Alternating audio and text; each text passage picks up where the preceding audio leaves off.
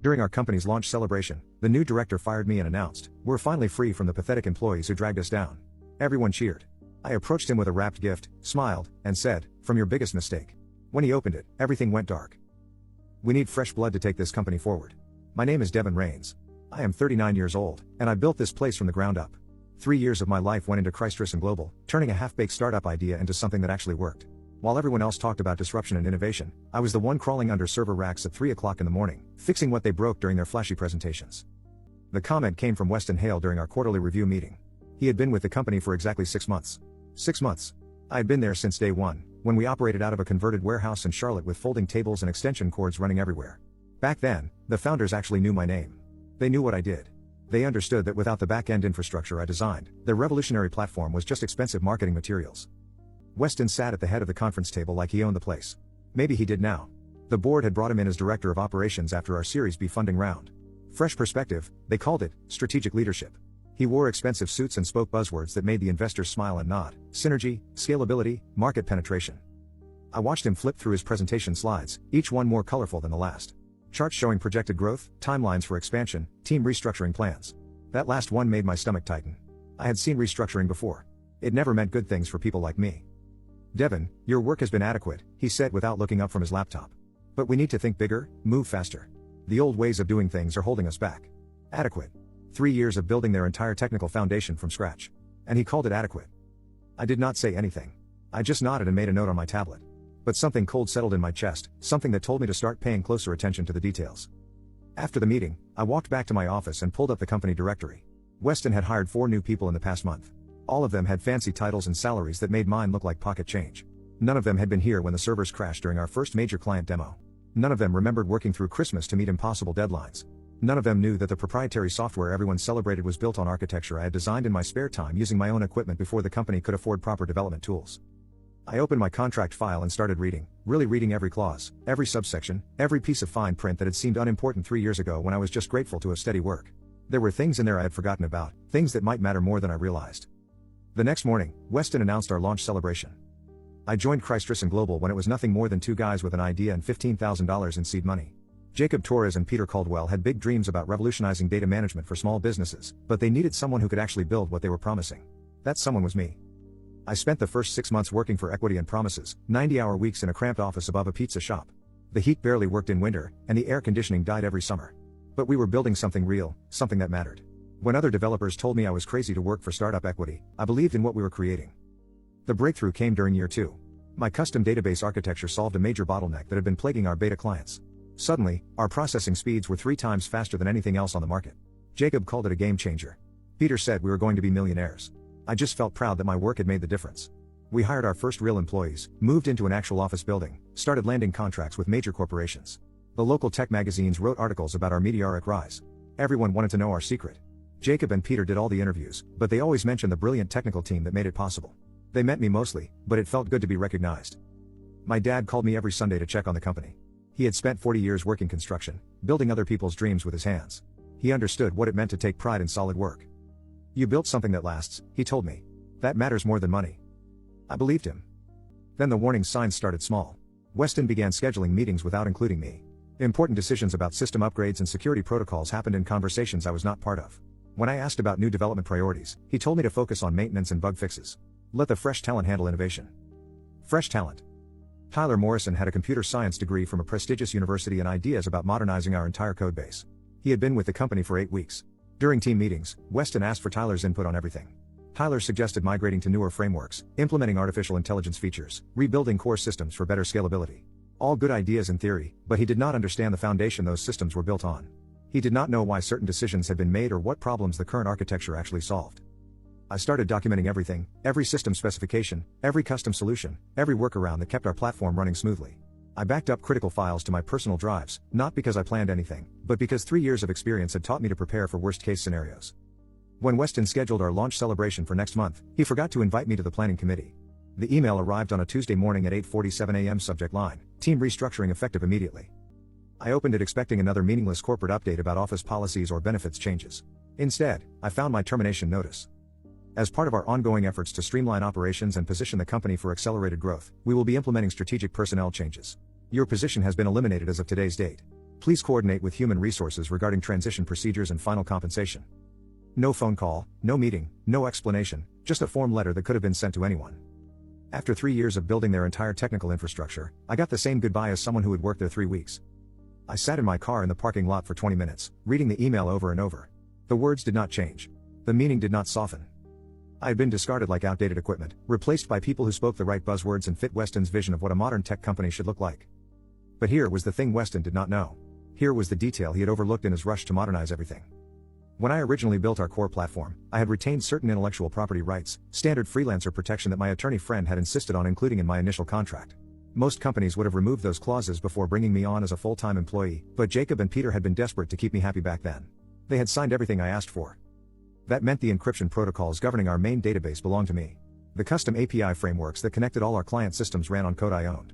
The deployment keys that pushed updates to production servers were generated by algorithms I had written and legally retained control over. Weston had fired the one person who actually held the technical keys to his empire. I drove home and opened my laptop.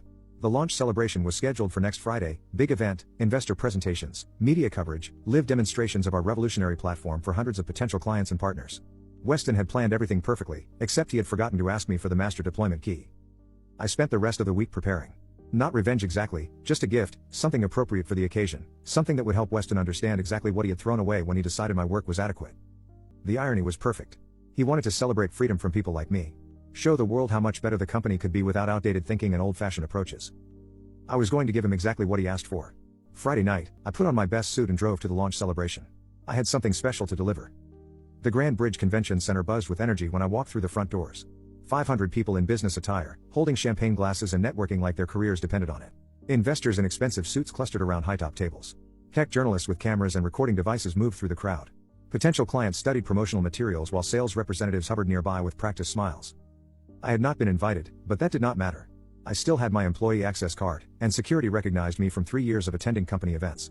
Nobody questioned why I was there. They assumed someone had forgotten to remove my name from the guest list. The main presentation area featured a massive screen displaying our company logo and the tagline Innovation Unleashed. Weston stood on stage in a charcoal gray suit, microphone in hand, radiating confidence.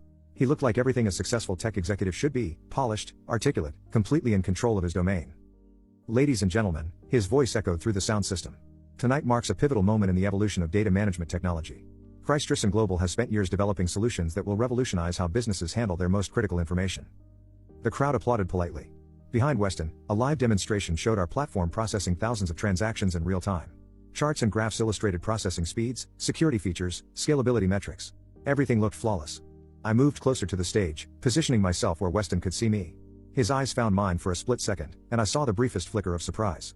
He had not expected me to show up, especially not after terminating me without warning 5 days earlier. But he recovered quickly. One was good at adapting to unexpected situations. That was probably why the board had hired him. This company has reached this milestone by making difficult decisions, he continued, his voice gaining strength. We have moved beyond the limitations that held us back. Tonight, we celebrate not just our technological achievements, but our commitment to building a team of visionaries who understand what it takes to compete in tomorrow's marketplace. More applause. I noticed Tyler Morrison standing near the front of the crowd, nodding enthusiastically. Several other recent hires clustered around him, looking proud to be part of something important. They believed they were witnessing the birth of the next big thing in technology. Weston gestured toward the demonstration screen. What you see here represents 3 years of innovation and development. Our proprietary platform processes data faster and more securely than anything else available today. We have solved problems that our competitors are still struggling to understand. 3 years of innovation. He was taking credit for everything I had built, presenting it as the collective achievement of his carefully selected team. Nobody in that audience knew the real story. Nobody understood that the impressive technology they were watching had been designed and implemented by someone Weston considered expendable. But tonight is not just about celebrating our past accomplishments, he said, his tone shifting to something more dramatic. Tonight is about looking forward to a future unburdened by the limitations of outdated thinking. We are finally free to pursue our vision without compromise. I felt that familiar cold settling in my chest, the same feeling I had experienced during our quarterly review meeting. Weston was building towards something, some grand declaration that would cement his position as the architect of the company's transformation. To achieve greatness, sometimes you have to make tough choices, he continued. Sometimes you have to part ways with people who cannot adapt to changing circumstances, people whose approaches belong to an earlier era of technology development. The audience leaned forward slightly. They sensed something significant coming. I reached into my jacket pocket and felt the small wrapped box I had brought with me. Everything was going exactly as I had expected. Weston could not resist making a spectacle out of his victory. He needed everyone to know how much better things would be without people like me dragging down his innovative team.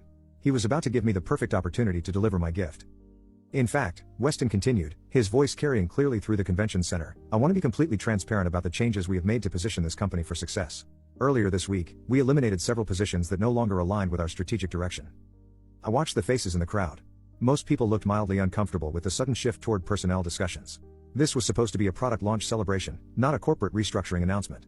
But Weston seemed energized by having such a large audience for his management philosophy. One person in particular had been with the company since its early days. Devin Raines spent 3 years here contributing what he could to our development efforts. But as we evolved into a more sophisticated organization, it became clear that his approach was holding us back. A few people in the audience turned to look at each other uncertainly. Weston was mentioning specific names now, specific individuals who had been terminated. This felt personal in a way that made everyone uncomfortable. But Weston did not seem to notice the shifting mood. He was too focused on his narrative of transformation and progress. Devin represented everything this company needed to move beyond outdated methodologies, resistance to innovation, and inability to think strategically about our future direction. Tonight, we celebrate our freedom from that kind of limitation. He raised his champagne glass toward the crowd. To the pathetic employees who dragged us down for too long. May they find opportunities better suited to their capabilities somewhere else. The audience gave a scattered round of applause, but I could tell many people were confused by the hostile tone. This was not how successful executives typically discussed former employees at public events. Weston was revealing something ugly about his character, and everyone could see it. But he was also revealing something else, something he probably did not realize. During his speech, I had been watching the demonstration screen behind him. Our platform was running smoothly, processing sample data and displaying real-time analytics. Everything looked perfect, but I knew something Weston did not know. The system was running on cache data from our development environment. The live production servers that would handle actual client traffic were controlled by a different set of deployment protocols that required authentication from the master encryption key, the key that I had generated using my own algorithms and retained legal ownership of according to my original contract. Weston thought he was celebrating his complete control over the company. He thought eliminating me had removed the last obstacle to his vision of streamlined operations and innovative thinking. He had no idea that his shiny new platform could not actually function without my cooperation. The demonstration he was showing the audience was essentially a recording, a pretty facade with no substance behind it. When clients tried to access their accounts on Monday morning, when investors attempted to verify the capabilities they had been promised tonight, when journalists wrote articles about the revolutionary technology they had witnessed, everyone would discover the same thing: nothing worked. The production servers were locked behind encryption that only I could unlock. The custom APIs that connected client systems to our database would return error messages. The processing speeds and security features Weston had been bragging about would be completely inaccessible. I had built the entire technical foundation of this company, and I had retained the legal right to control access to it. Weston had been so eager to get rid of me that he had never bothered to verify whether he actually could. Now he was about to find out. I stepped forward, through the crowd, moving toward the stage. People noticed me walking and turned to watch. Some of them probably recognized me from previous company events. Others might have wondered who I was and why I looked so calm while Weston continued his victory speech. It was time to deliver my gift. I walked directly to the front of the stage, maintaining eye contact with Weston as he continued his presentation. The audience began to murmur quietly as they noticed someone approaching the speaker. Security guards positioned around the room looked alert but did not move to intercept me. I was well dressed, walking calmly, and showing no signs of aggressive behavior. Weston finally noticed the distraction and paused his speech. He looked down at me with an expression that mixed annoyance with curiosity. This was not part of his planned program, and he clearly did not appreciate the interruption. "Ladies and gentlemen," I said loudly enough for my voice to carry through the room. "I apologize for interrupting such an important celebration." The crowd turned their attention toward me. Conversation stopped. Even the background music seemed to fade as everyone focused on whatever was about to happen. "My name is Devin Raines," I continued, pulling the small wrapped box from my jacket pocket. "Mr. Hale was just talking about me. I wanted to make sure I had the opportunity to properly congratulate him on his new direction for the company." Weston stared at me with obvious displeasure. He had not expected me to appear at this event, and he certainly had not planned for me to address his audience directly. But backing down now would make him look weak in front of investors and potential clients. "Devin," he said into his microphone, forcing a smile.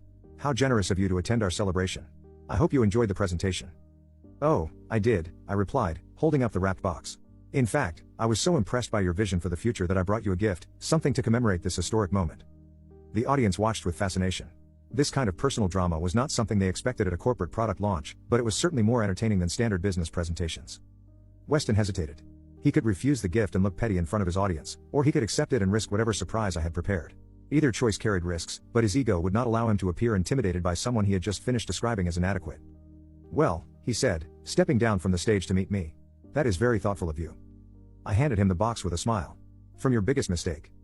He took it without really listening to my words. He was too focused on maintaining his composure in front of the crowd. Several people had started recording with their phones, and photographers were positioning themselves to capture whatever happened next. Weston unwrapped the box quickly, clearly wanting to get through this unexpected interruption and return to his presentation.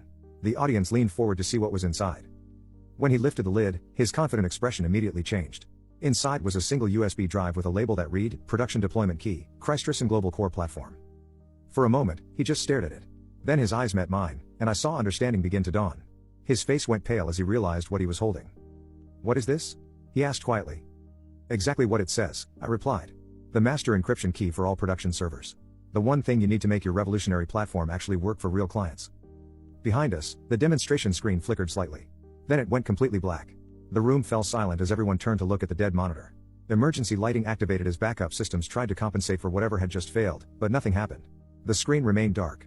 Weston looked back at the USB drive in his hands, then at me. "Welcome to your future," I said. The convention center descended into controlled chaos within 30 seconds. The main demonstration screen had gone completely dark, but that was just the beginning. Tablets and laptops throughout the room started displaying error messages as they lost connection to our servers. The live data feeds that had been impressing investors suddenly showed nothing but timeout notices. Weston stood frozen, holding the USB drive like it might explode in his hands. Behind him, technicians rushed onto the stage, frantically checking cables and trying to restart systems. None of it would work. I had designed the encryption protocols myself, and I was the only person who could unlock them. "What did you do?" he whispered, his voice barely audible over the growing murmur of confused voices. "I gave you exactly what you asked for," I replied calmly. "Freedom from pathetic employees who drag you down. Now you can see how well your revolutionary platform works without my outdated methodologies." The audience was beginning to understand that something serious had gone wrong.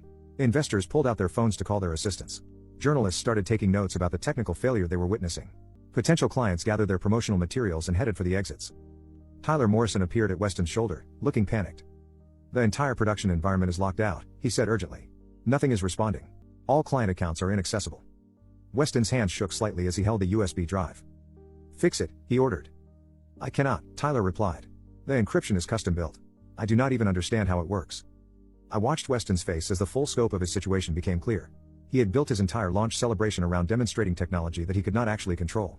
He had fired the one person who understood the system architecture, and now that system was completely locked down.